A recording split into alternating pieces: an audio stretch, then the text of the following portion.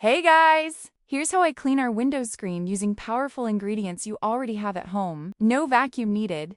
Just mix water and vinegar. I mixed about 3/4 cups each, but you can adjust based on your liking. Then add half a sachet of conditioner. Vinegar cleans, and the conditioner adds shine and helps keep dust away. Mix them all together. Dip a towel into the mixture and start wiping gently.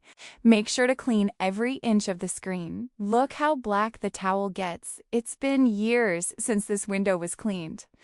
Haha. I also tried brushing it to help remove the stuck dirt. I covered the brush with a mesh so the dirt wouldn't get caught in the bristles. When your towel gets too dirty, wash it right away with detergent so the dirt doesn't stay on it.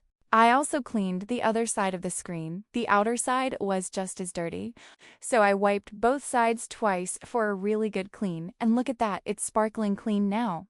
Thanks for watching.